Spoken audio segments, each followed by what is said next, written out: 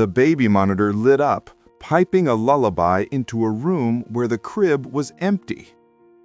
It had been the kind of afternoon that drifts by like a soft breeze, nothing to fear, nothing to chase. Lena rinsed coffee cups in the sink while sunlight braided through the lace curtains. Milo, her sleek gray cat with eyes like polished amber, sprawled across the windowsill, one paw dangling, tail twitching at a distant bird. "Lazy philosopher," Lena teased. "You watch the world and it tells you its secrets, huh?" Milo's ear flicked as if to say, "Always." From next door, Mrs. Brown's laugh peeled across the thin walls, followed by a tiny coo. Baby Rowan had just discovered her toes yesterday and was giddy with the miracle of them. Lena smiled. "She's getting louder," she said, half to Milo, half to the kettle humming toward a boil. Mrs. Brown had moved in 3 months ago, a widow with a baby and a bravery you can only earn the hard way. She and Lena traded sugar, extra batteries, casseroles, and quiet tears.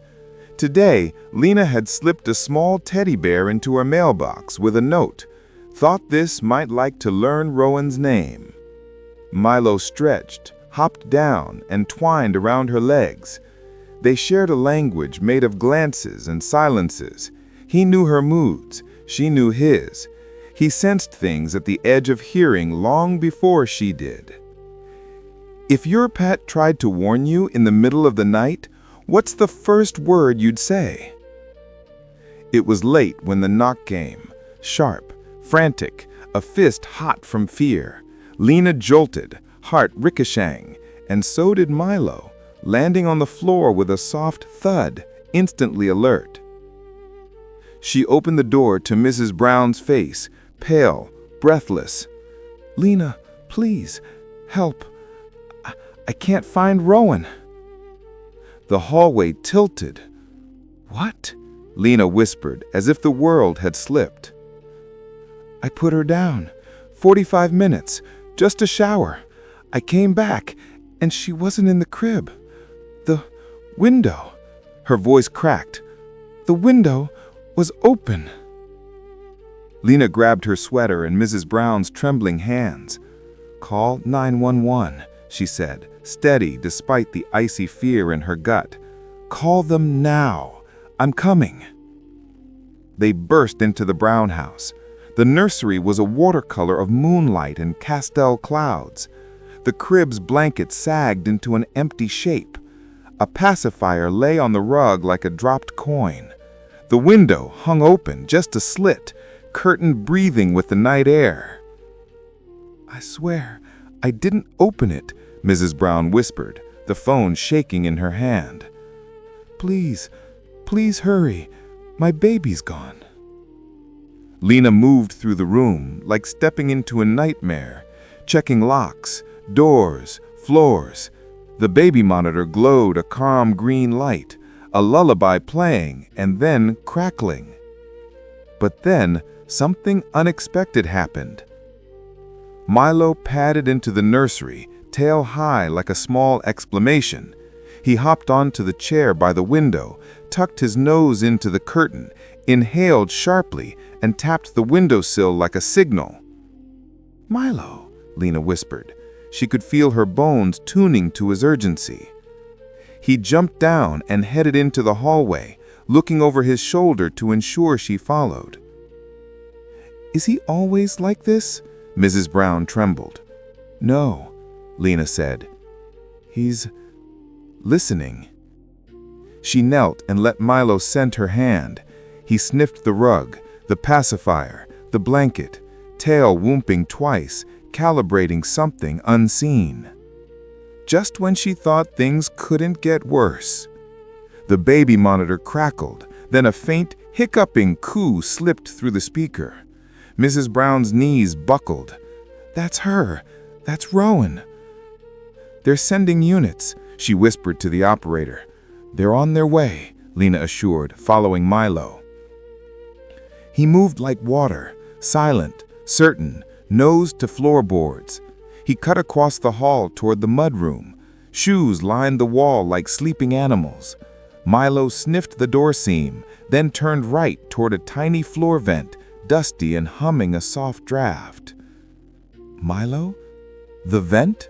Lena breathed. He looked back at her like, finally. She pressed her face close to the grill. A faint fragrance drifted out, baby lotion, and under it the cold tang of stone and water. In that moment, she realized, Rowan's not outside, she's under. Shocked understanding.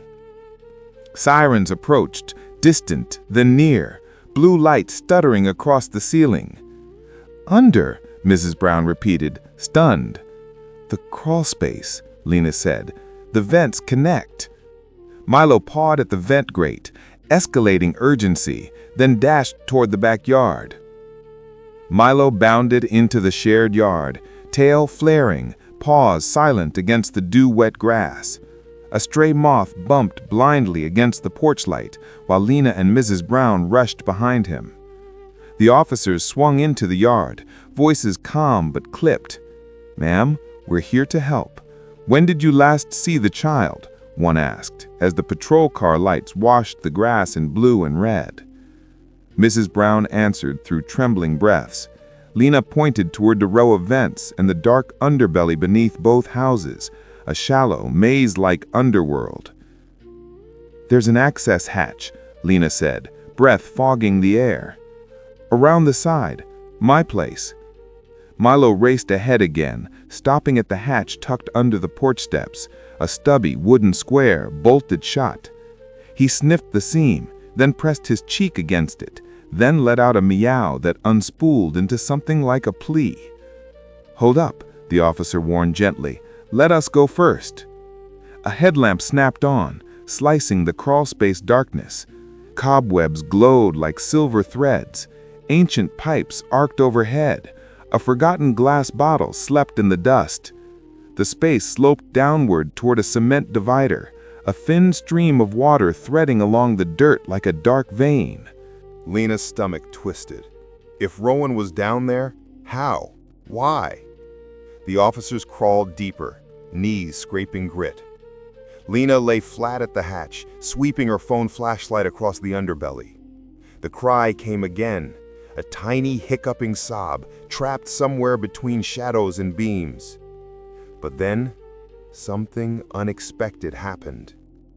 Her light hit the ground and caught water.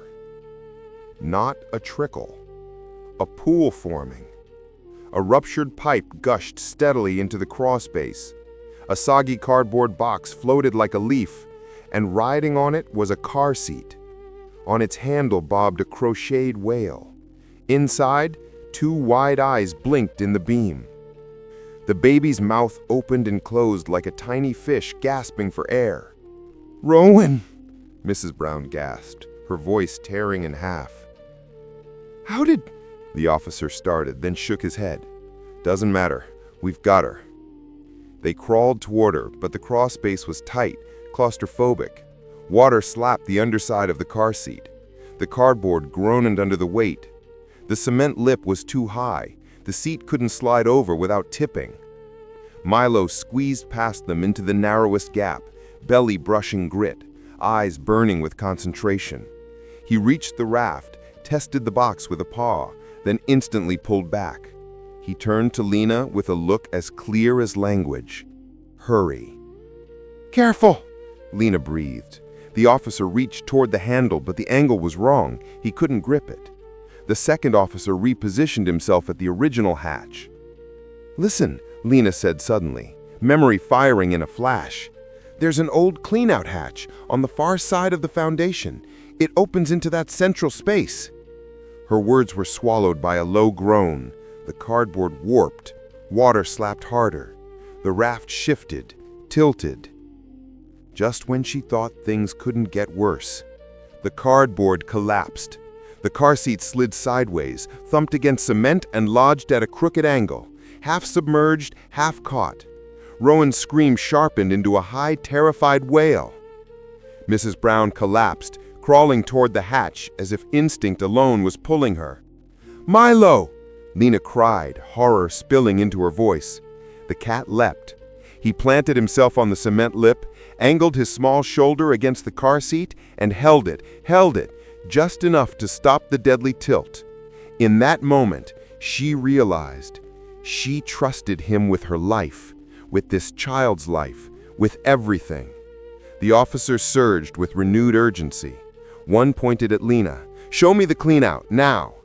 Lena ran, Milo's bravery burning the path beneath her feet.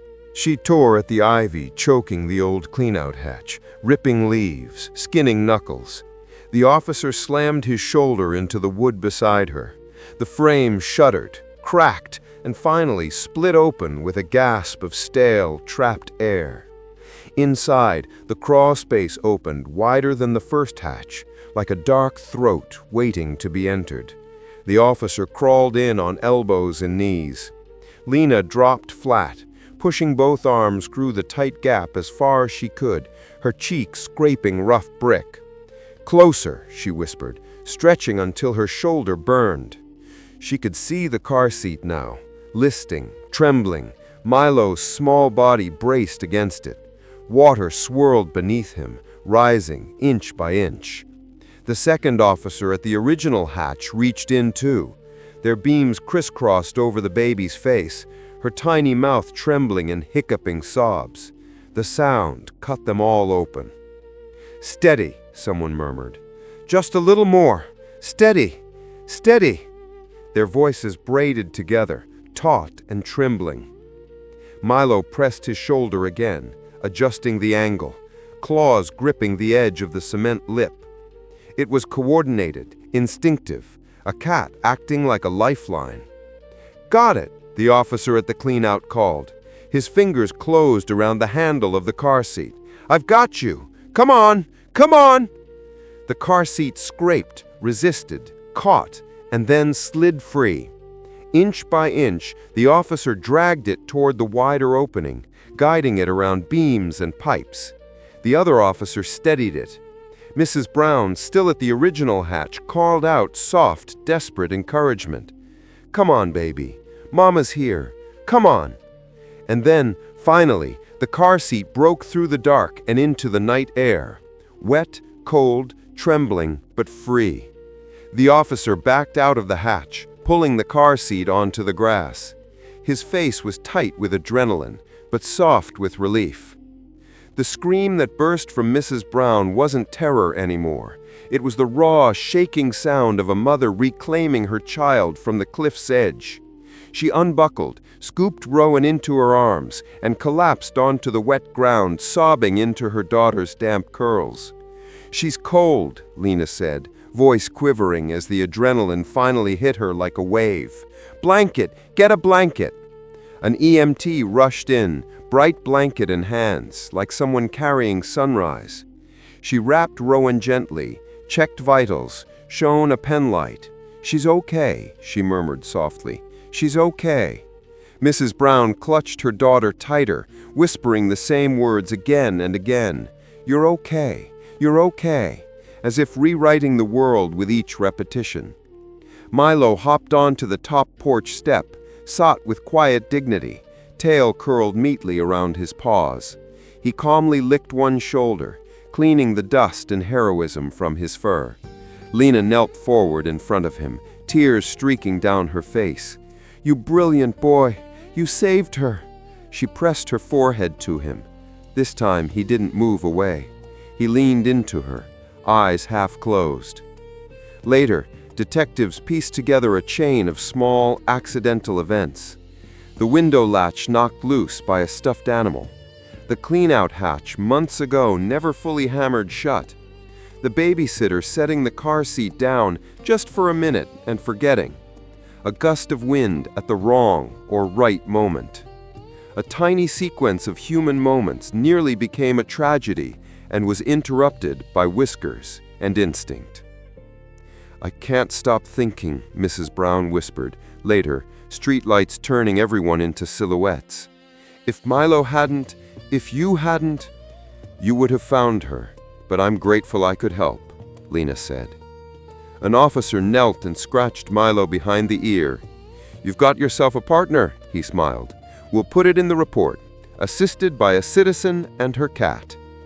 Milo blinked slowly, "Cat for your welcome," and hummed a soft vibration that was less purr and more something sacred, a thread pulled tight between two lives. "You saved her," Lena said again. He nudged his head into her knuckles.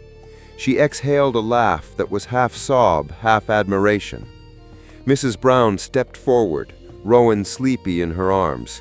She touched Milo's head, voice hushed. "Thank you." Milo closed his eyes, leaning into her hand. A small hero, receiving a blessing. If you had to choose the word that lives in your chest when hope returns, what would it be?